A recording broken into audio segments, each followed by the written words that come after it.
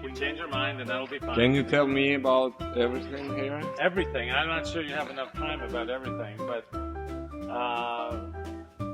you're in the middle of some World War II airplane. The big one over there is a Storch, a German reconnaissance airplane. This is an American. It's dressed up, as you can see on the tail fin. The 1st Marine Division. It's used for stretchers, so you can bring wounded off the battlefield. This is an aircraft-based TBM Avenger torpedo bomber. Famously, at least for me, this airplane was on October 25th, 1944. Single-handedly attacked a Japanese cruiser off of Leyte and nailed it. This is an F4 derivative FM2 Wildcat that is a fighter. So those are the coolest airplanes I think we got here. So there you go. Are you guys connected? No. Videos? No. We have competing videos. Not yet. What's your uniform? So I was a naval officer, pilot training about 50 years ago. I flew an F9 Cougar, which is a plane used in Korea, but it was also used in the early part of Vietnam. So this is a tribute to some guys I knew from VA-85. So it's an Intruder, an A6 is the airplane. But this is the hat that I was issued as a midshipman 55 years ago. So some things matter to me, and this hat is one of those. It's sort of, I wish I were younger, okay? Does everybody get the idea? I wish I were younger, but that's not going to happen anymore. But it shouldn't be about me, although I am alive and talking, but why you, I think, are not American, but maybe you are. You didn't start out American. Your accent is like from Florida or someplace, right? South Carolina. I don't know where you guys, but why are you here? What brings you to this place? Does this place matter? Does some of these things matter? Do you know any of the stories? You want to know the stories. There's stories. Well, I can tell you a story about this airplane that I think is fairly special. If anybody wants to hear it, we can do that. So I'm going to mosey down here so people can walk by, but if you want to listen. So, but I like to talk to people and have you talk back. So when I ask questions, it's because I want you to give the answers, not to you ask me questions, because I know the answers. So we're going to try to invert the process. So it'll be Socratic. So, does anybody remember what's going on in the Pacific War between MacArthur and Nimitz regarding Japan and the Philippines? Does anybody remember what's going on? Japan is invading the Philippines. Pardon? Japan is invading them. They've already done that. They own them, right? And MacArthur wants them back. Yep. And he's with the Southern campaign to interdict the lines of communication and supply. And Nimitz is the Navy guy that wants to island hop and sort of avoid fighting big land battles and do the same thing. Those competing strategies, you could do one or the other. And of course, what does Roosevelt decide to do? Both. He cuts the baby in half, which is, it's okay. But maybe it was more wasteful in resources than it had to be. But in any event, this airplane is involved in the attack on Leyte Gulf. The Japanese Imperial Fleet was broken into three parts, the north, south, and the middle. The south went into the lower part of the Philippines and was defeated in a fairly interesting battle. But the middle part was fought by tin can destroyer sailors against the pride of the Japanese battle fleet with battleships, and the destroyers won. It's a fantastic thing. There's a book written about it called The Last Stand of the Tin Can Sailors. You should read that book. It is inspirational on about 17,000 different levels, including a Native American who was a Naval Academy graduate, captain of the USS Roberts, which was sunk and he lost his life there, but saved the American fleet. In any event, Halsey goes north trying to capture the Japanese aircraft carriers. But that was bait because there were no airplanes left in the Japanese Imperial Navy, but the aircraft carriers are still a big deal. So he goes after them.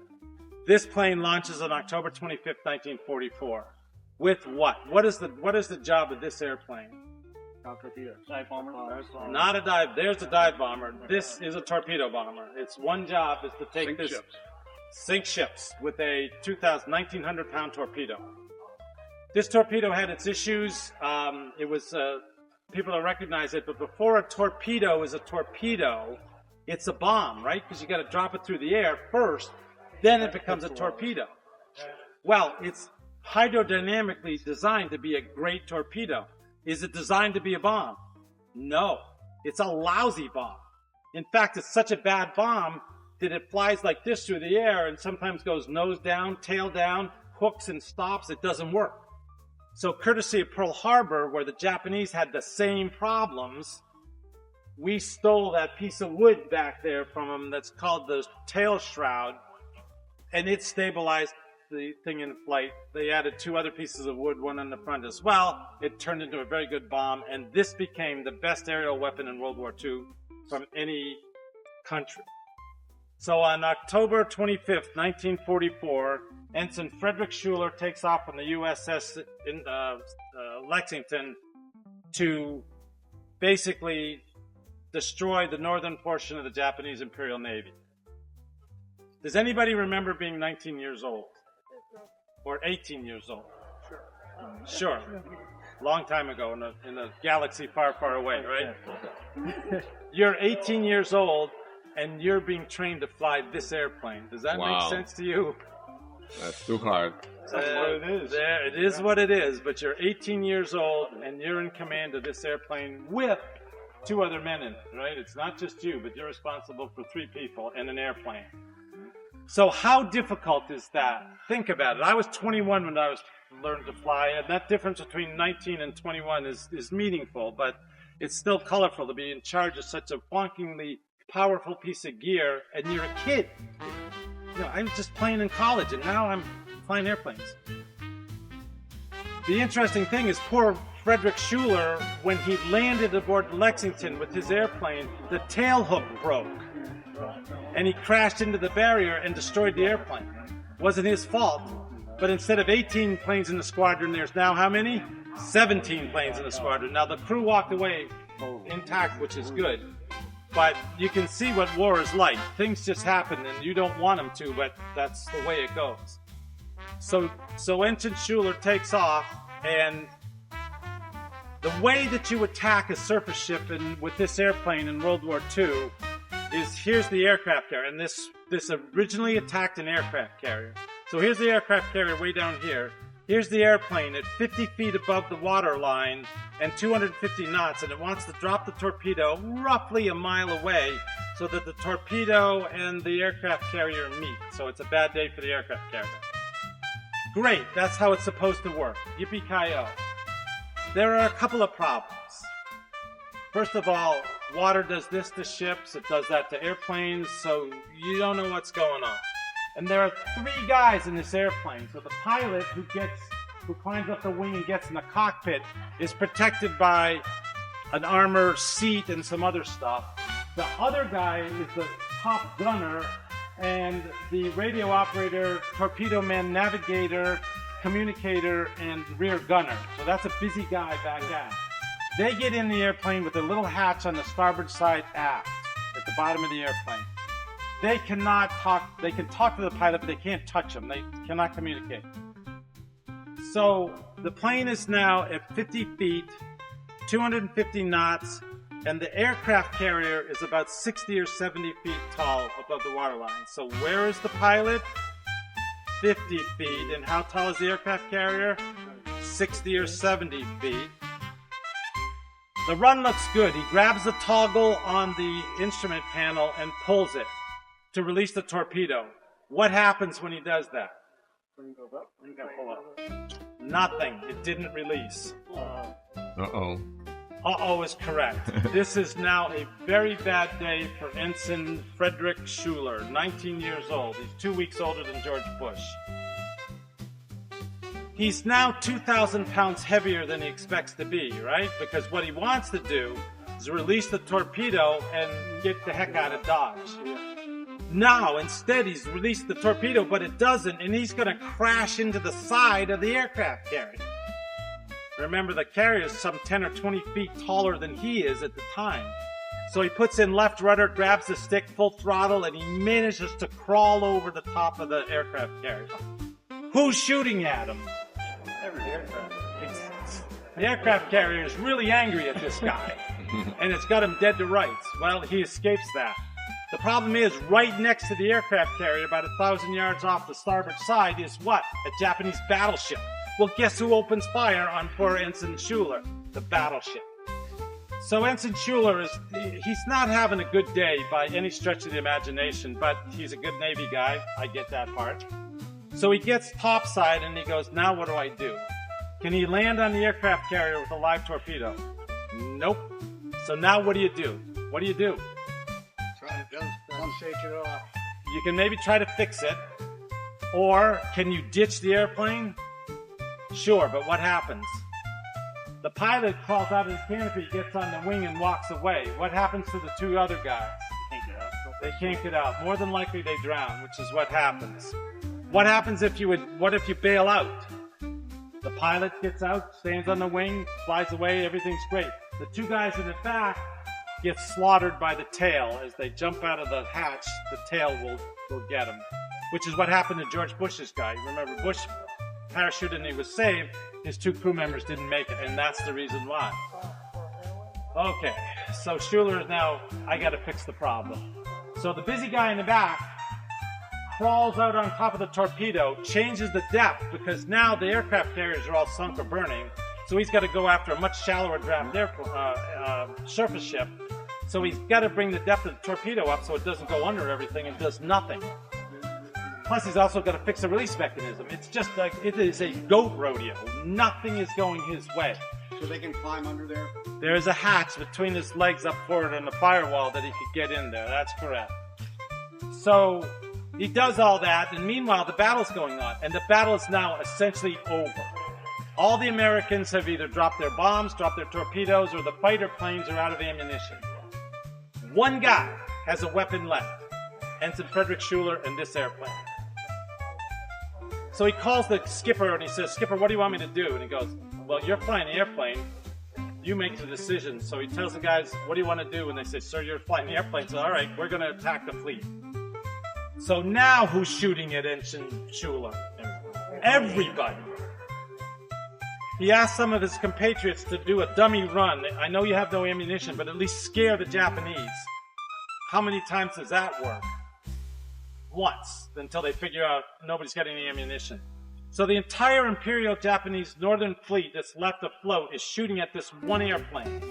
And he attacks a Japanese cruiser. He sees one ship that's not aflame as he comes out of the undercast, lines up, how high off the water? 50 feet. What's his speed? 250 knots. And he lines up, pulls the toggle, and what happens? It works, and he nails the Japanese cruiser. As a result, he earns the Navy Cross, and the busy guy in the back gets the Distinguished Flying Cross and the Air Medal. So how is it that I know this story in such detail? Because I married the guy in the back starter 53 years ago. That was my father-in-law in this airplane. So there you go. So what? Is this an ego trip for me? Could be. But this is an American story. This is about people that don't quit, the people that will sacrifice, but not only sacrifice, but do anything not to lose his crew members. There's the key. This guy is not fighting, at that moment in time, he's not fighting for you and you and you and you. He's fighting for those two guys. So are there lessons to us in terms of how we treat one another, how we treat a society, whether we look for similarities or look for differences, or do we look at mission? Do we look for value judgments? Or do we look at people just as people? I think this museum, if you've enjoyed it, at one level, think of the other levels that you can see this at. Is this a museum about aircraft? Or is it a museum about people? Is this a war museum? Or is this a peace museum? Or some other answer. I'm not going to constrain you. But have you thought about those sorts of questions as you go through this museum? And by the way, I've had people here, somebody's dad was a POW in World War II in Europe. Okay, that story I've now gotten because I hadn't heard that story before. I just heard a story about the Bataan Death March. His dad was on the Bataan Death March, and there's a horrible story. Little kids are here, you're not going to hear that story. About what happens there. And then in the Pacific, which in my humble opinion, having lived there and fought over those skies, much worse than it was in the European theater of operation. So there you go. I can talk all day long, ask questions. I've got gear here that belongs to American veterans who have been wounded in combat. All these are friends of mine who have served their country almost unto their deaths. This is a Navy SEAL, SEAL Team 6, the most secretive, capable SEALs on the planet. Then there's the boat driver that takes these guys in their job. A chief petty officer's neck was broken. A Marine, interesting guy, that's an Army uniform, but he's a Marine. How does that work? Well, he was doing some spy stuff. That's a female naval officer. She was involved in a collision at sea. 7 of her people did not make it. She's had a hard life, and this is a helicopter pilot that more than likely his people flew the Bin Laden raid. He's the Special Operations Aviation Regiment, a spectacularly capable man. The SEAL, by the way, was on SEAL Team 6. He was also in the Red Squadron. Who did the Bin Laden raid? SEAL Team 6, Red Squadron. I know he will never tell me. I cannot ask him. But there is a non-zero chance that that gentleman was at Abbottabad. His name O'Neill? My friend will never tell you his name, and he will never write a book. Navy SEALs do not tell names and write books. Mr. O'Neill's name, I kid you not, is painted on a rock in Dam Neck in front of Dev Group headquarters. You do not want your name on the rock, okay? So we'll drop Mr. O'Neill. I'm sure he's a wonderful man. I've never met him, but I can tell you there are a reasonable number of special operations warriors that are not pleased with his literary fill in the blank. So Thank you. So Thank you there you very go. much See, for the see what story. happens when you let us talk and inform you about stuff. There's lots of cool things that are going on there. Now, for you little kids, if you want to try on some of this uniform and get a picture, we can do that. Or whatever else you'd like to do. Thank you.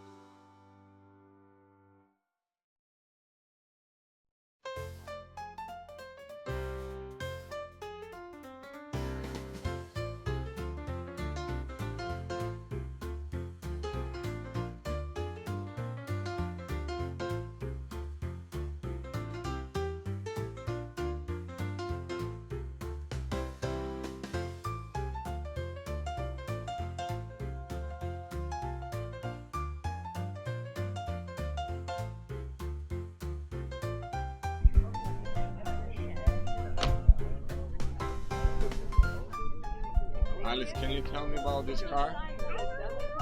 It's police car. It's all police car. Move right along. A whip antenna. 50 run 51. I said 50.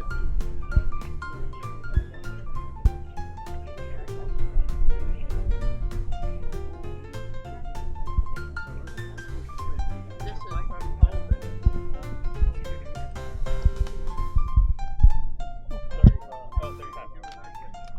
He was the original.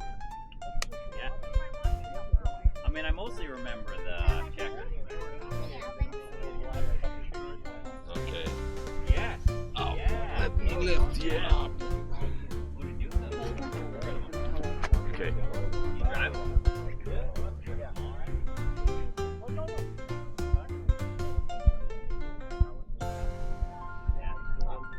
They'll take care of it, fix it up. Was it kind of beat up by the time you got it, or?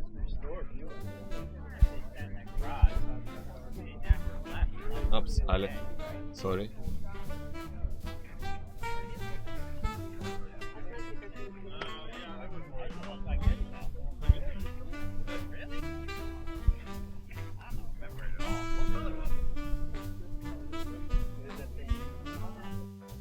Al Capone car? Yes. Can you tell me about it?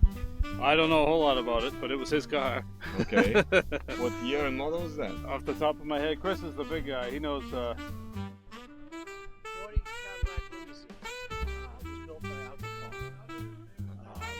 He had a couple of cars every year, new cars. And this was one of them. Was it in a fight? It's a V16 big Cadillac, so it's custom built. I saw the glass inside of it. Yeah, that's a petition because it was a limousine, Uh-huh. so he could have privacy in the back, Uh-huh. and a driver just. paid Does it attention protect to that. also from bullets? No, Okay. no. This car was not armored at all. Uh-huh. He did have some armored cars, but this wasn't one of them. This was actually when he got out of prison. Uh-huh. This car, so he didn't have really too many enemies at the time. So. All right. Thank you so Okay. much. Okay.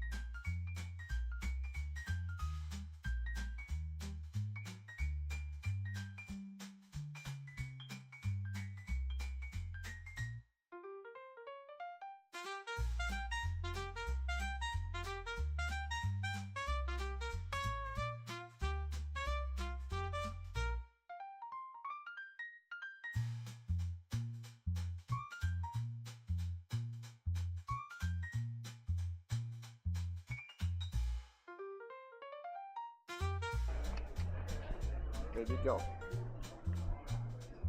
Happy Father's Day. Alice, come here. Happy Father's Day. Stroke Pumper, 1883. I don't know what is it called. 1870.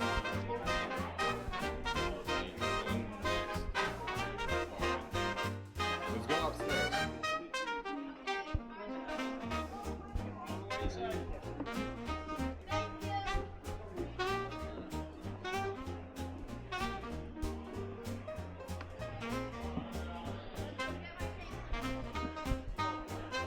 Boy, it's too hot here. Those are racing cars. Those are for racing.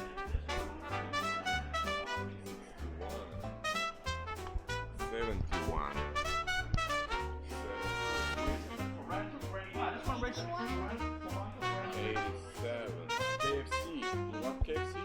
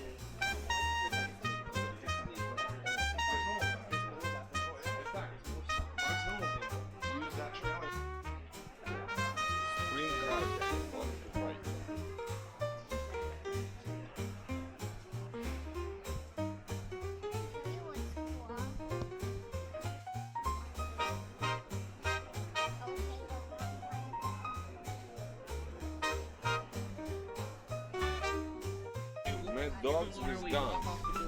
Ah, you can play here. You wanna take a car and play with gangsters with guns. Happy Father's Day.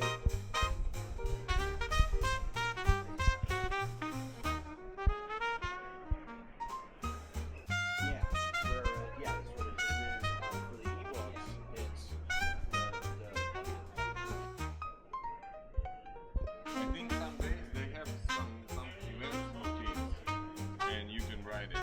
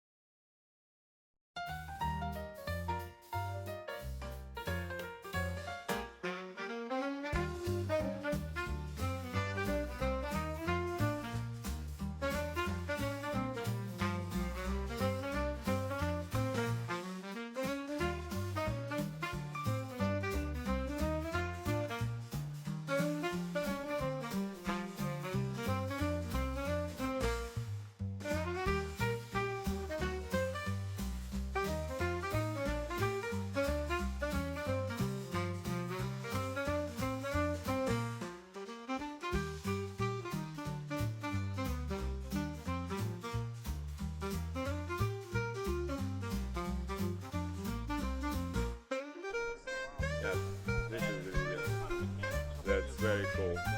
I love that.